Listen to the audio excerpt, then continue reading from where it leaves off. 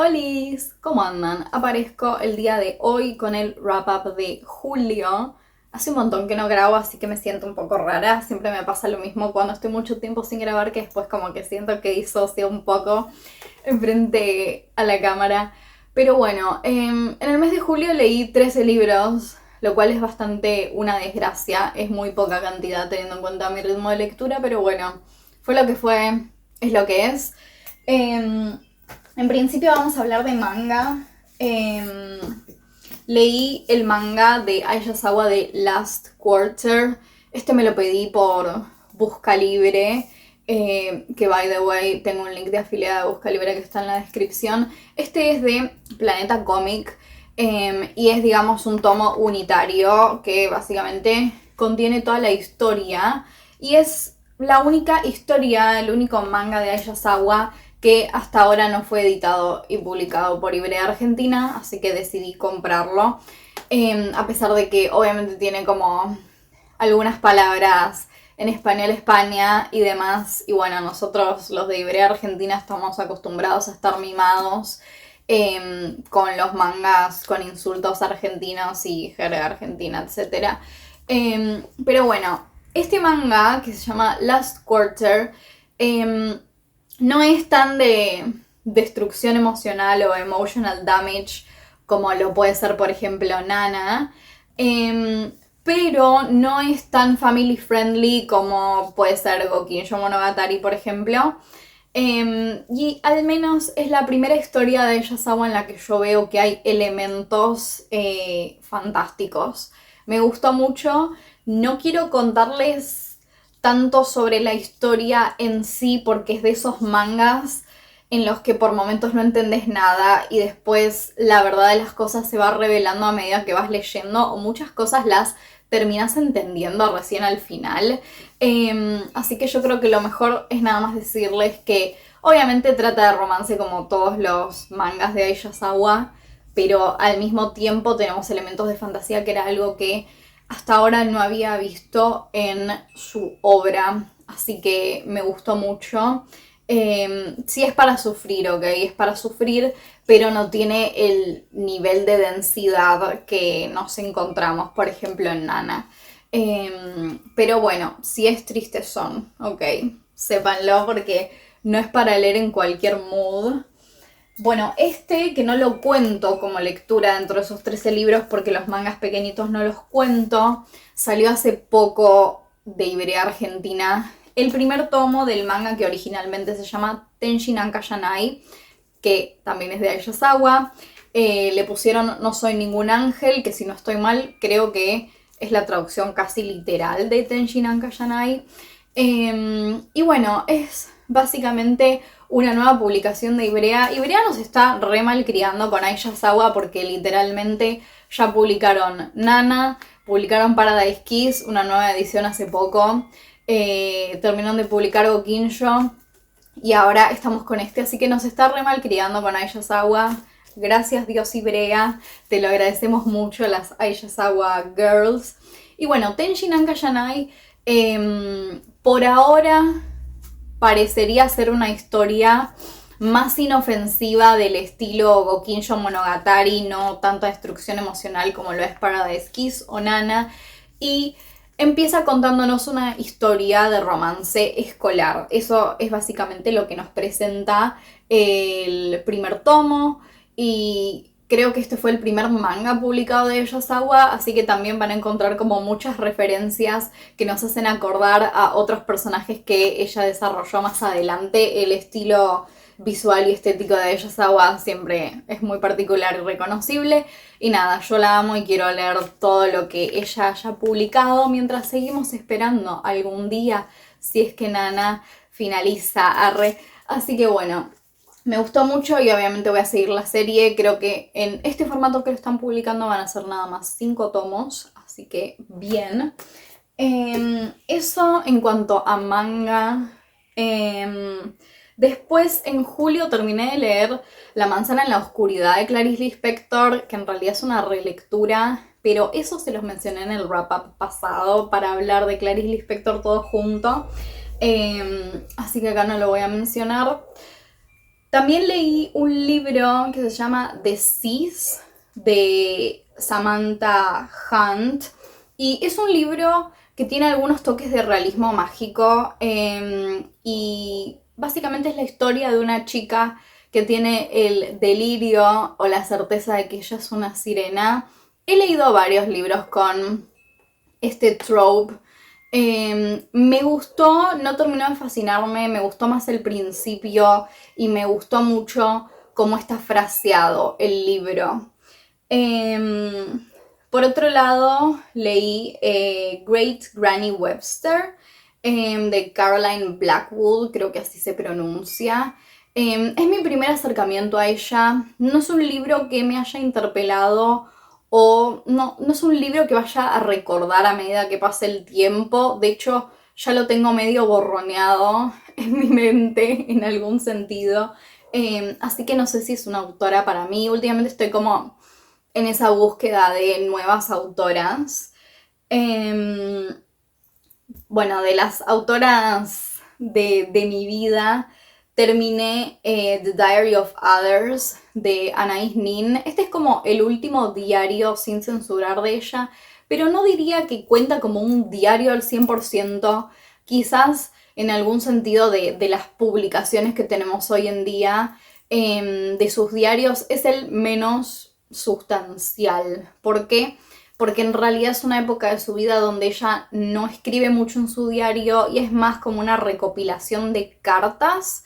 Y esta es la época donde ella tenía dos maridos y tenía uno en un país y a otro en el otro. Entonces vemos como la secuencia de las cosas que ella tiene que hacer para mentirle a uno e irse a un país y armar todo un chamullo y mandarle cartas al otro y viceversa. Pero también es como una etapa en donde Anaïs se queja mucho de su vida, de su marido, bueno, de sus maridos. Entonces creo que hasta ahora quizás fue el diario que se me hizo más pesado, más que nada porque es mucha recopilación de cartas y es menos diálogo interno que a lo que estamos acostumbrados si venimos leyendo los diarios sin censura de Anaïs. Así que oficialmente los diarios que me quedan son, creo que a partir del 5, si no estoy mal, de los censurados, que todavía esos no los terminé, y los que son los early journal. Pero bueno, estoy haciendo que la literatura de Anaïs me dure, porque si no yo me consumo a un autor que me gusta en 3 semanas y después quedo vacía por dentro. Arre. Bueno, por otro lado, leí Rabia de Sergio Vicio. Este libro me lo recomendaron hace un montón, muchas personas. Y también me lo recomendaron para el challenge de leyendo recomendaciones de suscriptores. No es un libro que sea mi estilo, simplemente. No siento que esté mal escrito, pero siento que a los temas que apunta no son necesariamente tópicos que a mí me interesan mucho en la literatura. Sí me parece que está bien escrito, sí me gustó la historia, pero no es un libro que necesariamente apunte a mis búsquedas literarias. Pero no siento que sea un mal libro, ni mucho menos. Quizás no tiene como los hiperfocos que a mí me interesan en la literatura. Leí también The Collected Poems of Chika Sagawa. Bueno, siempre que hablamos de poemas, el tema de la traducción es muy compleja y más cuando es un alfabeto distinto, en este caso del japonés. Estuvieron bien los poemas, pero sí siento que hay un abismo en el tema de la traducción, entonces a veces es mucho más difícil conectar con poemas que están traducidos de un idioma tan lejano, ¿no? Pero sí me gustaron. Bueno, sigo cabeza dura intentando con Anna Kavan. En este caso leí Sleep Has His House, que es hasta ahora el libro más autobiográfico que leí de ella. De los que he leído de ella, que van varios. Hasta ahora el que más me gusta es A Scarcity of Love. De hecho, tengo planeado releerlo porque fue un libro que me impactó mucho el comienzo y me gustó un montón. Y siento que después me empecé a desconectar con la historia, quizás con una relectura no sé, puedo remediar eso porque ese libro no me lo pude sacar de mi cerebro. Así que eventualmente voy a hacer una relectura de ese libro que es A Scarcity of Love.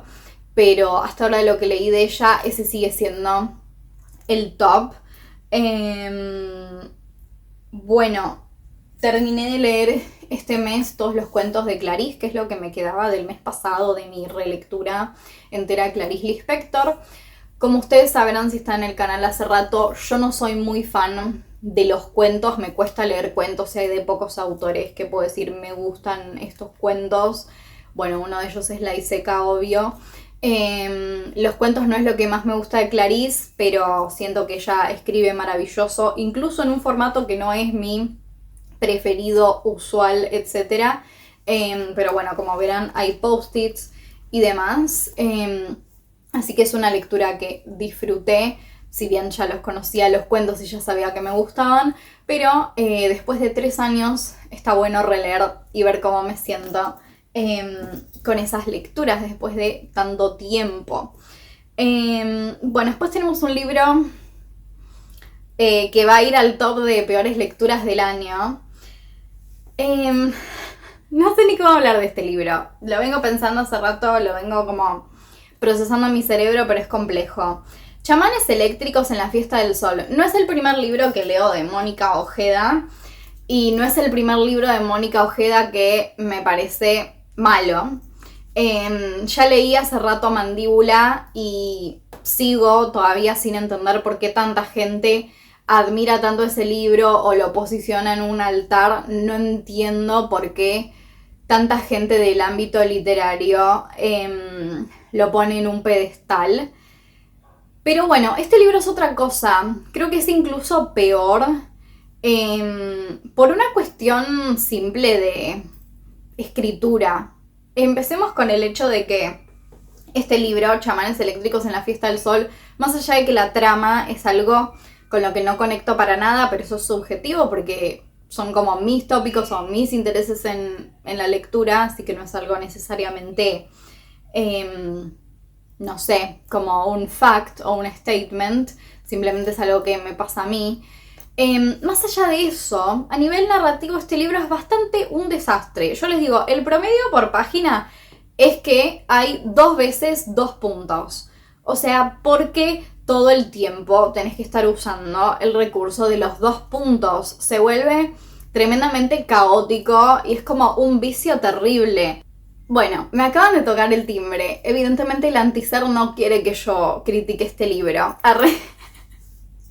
Bueno, continuamos y retomo. El hecho de usar constantemente el recurso de los 2 puntos para casi, o sea, yo literalmente en un momento empecé a contarlo, ¿ok? Empecé a contarlo y digo, no puede ser, o sea, hay por página 2 o 3, 2 puntos, o sea, es un montón. Y llega un momento que si tenés al menos un poco de lectura analítica, se vuelve insoportable.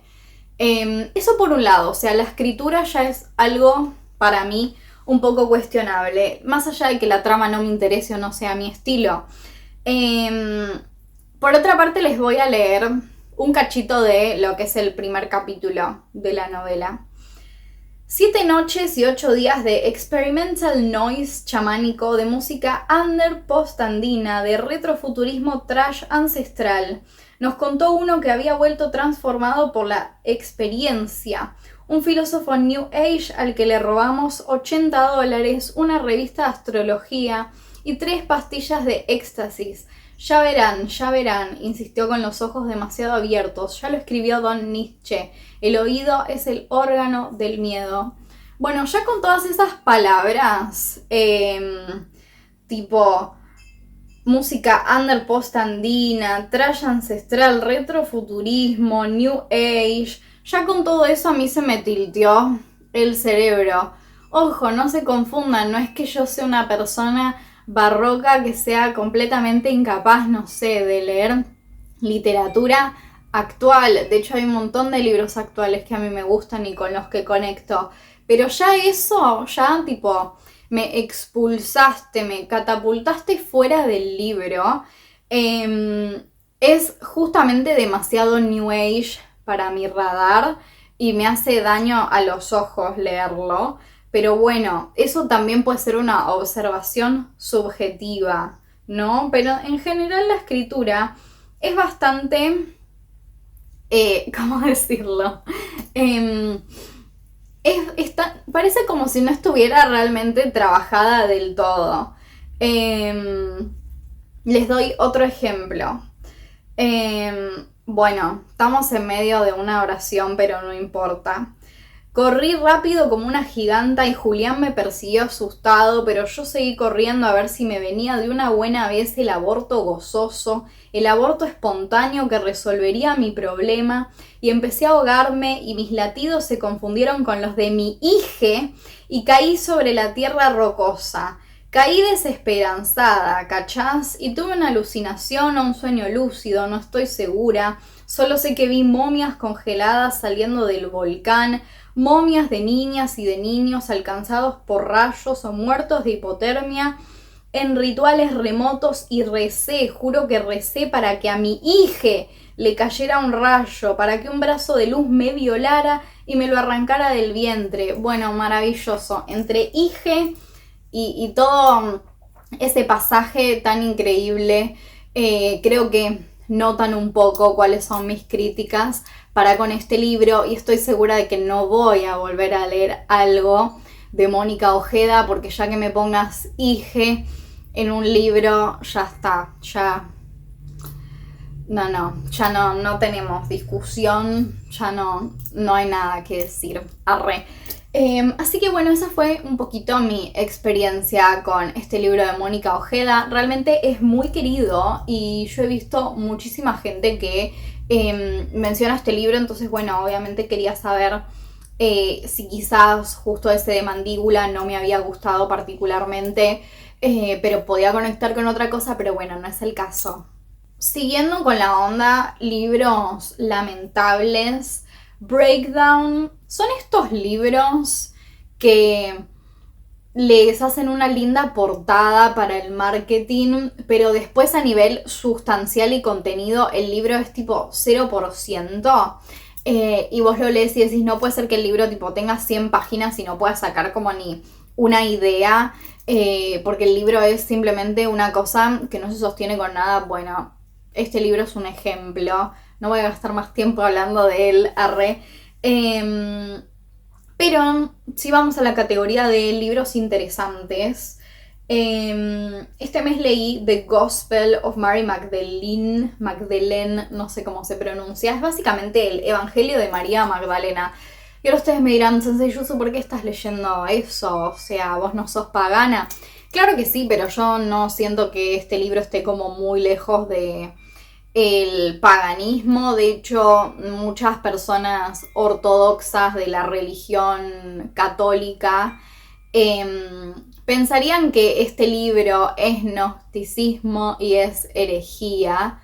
Así que bueno, estamos en esas. ¿Qué es el Evangelio de María Magdalena? Básicamente son partes, porque no está completo, son partes de, enseñanzas de María Magdalena que, bueno, fueron como en este libro recopiladas. Este libro particular, o sea, esta edición particular que yo leí no es solo el Evangelio de María Magdalena. Si fuera solo eso, el libro tendría menos de 40 páginas porque es muy cortito y hay partes que están perdidas. Pero también hay notas de autores y contexto histórico y demás. A mí generalmente cuando estoy leyendo algo de orden espiritual, esotérico, religioso, lo que tenga que ver con esas ondas, no me gusta mucho que el autor esté bajando línea de su pensamiento. En este caso sí me gustó porque siento que todo lo que dice está fundamentado y también te ayuda a entender más el contexto de todo. Y también justamente el autor está alineado bastante con mi forma de pensar. Entonces me pareció que todo lo que está agregado, más allá de lo que es el Evangelio en sí de María Magdalena, suma. Ahora, ¿qué es lo que pienso yo como persona que en realidad practica el Advaita Vedanta en su vida espiritual, o sea, una doctrina vinculada al hinduismo. ¿Qué pienso del Evangelio de María Magdalena? Yo como persona que no soy ni católica, ni cristiana, ni evangélica, ni estoy cercana necesariamente a ningún tipo de religión monoteísta donde ven a Dios como un ser castigador. Para mí el caso de María Magdalena, la Virgen María y Jesús es algo que para mí va aparte de lo que es la Biblia en sí. De hecho, si ustedes son personas que conocen los escritos apócrifos, ahí mismo tenemos otra manera de ver a Jesús completamente distinta de lo que se presenta en la Biblia.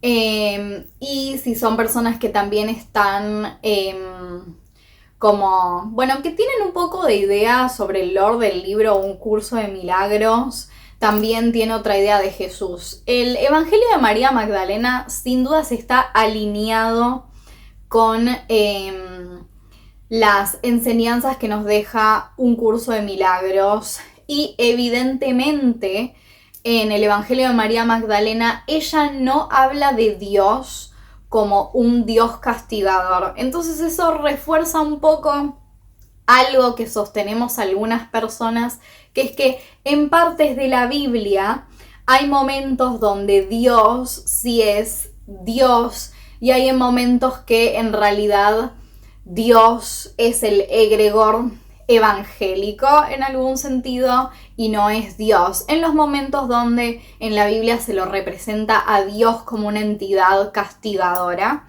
Puede ser un poquito un flash cósmico, lo sé. Bueno, de hecho en este libro de Gospel of Mary Magdalene también nos cuenta el contexto de dónde sale esto de que María Magdalena era una prostituta, que es mentira, por qué es mentira, quién llevó a cabo como toda esa cosa para que hoy en día se siga teniendo en la mente como que ella era una prostituta. Bueno, se cuenta un montón de backstory, de cosas que ella sabía y cosas que no sabía, cosas que también se sostienen siempre a lo largo del estudio de la Biblia, que es las malas traducciones generan a largo plazo problemas en el estudio de la misma Biblia. Caso que también ha pasado con temas vinculados a María Magdalena. Y no solo eso, sino por ejemplo la fruta a la que asociamos siempre todo el tema bíblico, que es la manzana, es una mala traducción porque hay una diferencia entre la palabra malum con una rayita arriba de la A y sin la rayita. Entonces lo que decía el texto original era como mala fruta o fruta malévola, no decía manzana. Esa diferencia hizo que nosotros pensemos que la manzana era la fruta, pero podría haber sido cualquier fruta, podría haber sido una uva, un higo o cualquier cosa. Así que nada, o incluso podría haber sido, qué sé yo, lo que sea. No me sale en español, pomegranate. ¿Cómo es en español pomegranate? Bueno, no me sale, pero les dejo la imagen. Arre, no me sale en español. ¿Cómo es pomegranate? Bueno, no me sale. Nada, cuestión eso. Es un libro que la verdad me gustó un montón y a pesar de que el Evangelio de María Magdalena es súper cortito, siento que está muy alineado con mi camino espiritual y mi manera de pensar las cosas. Siento que está alineado con la verdad con B mayúscula. Así que nada, un texto interesante, lo tenía pendiente hace un montón, pero la verdad es que es difícil encontrar traducciones que estén bien y al mismo tiempo este tipo de libros que no son como muy vendidos ni encontrados en castellano era muy difícil.